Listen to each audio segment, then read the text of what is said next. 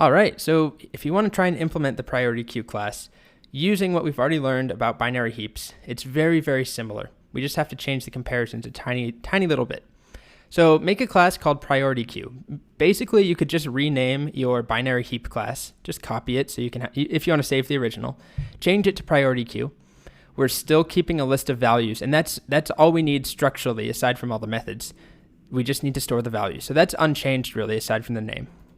What is different though is we're not just storing numbers like we were in the past, where we stored numbers and we just used the values of the numbers and compared. We didn't have a class, we didn't have individual items that we were storing, or well, we had numbers, but we didn't have a secondary class like node, which we are going to with our priority queue, because now each element has a value, or each node has a value and a priority. Oops, did I spell that right?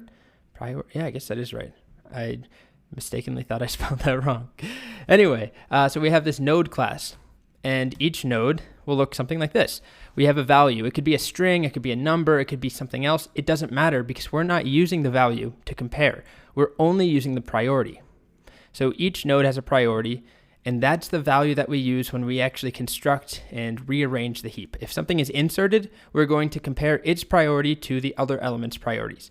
Once we remove something from the top, we need to sync down, a new element to the correct spot. We're going to compare using its priority. Also, just for some variety here, we are going to implement a min binary heap rather than a max. We've done everything as a max.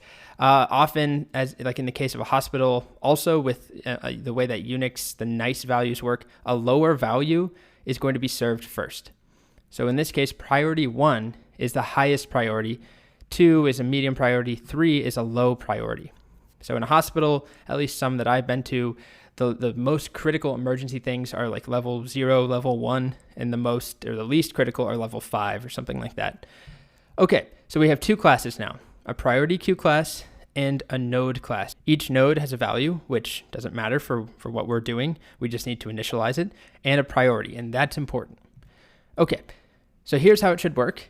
Write a min binary heap. So all that means, to make it a min heap, you're just going to need to change the comparisons a little bit. Where in the past, we were swapping things. If one thing was greater than something, we now swap if one thing is less than, or vice versa. Otherwise, it's the same idea. So each node has a value and a priority. Use the priority to build the heap. As something is inserted, compare the priority. As something is removed, compare the priority.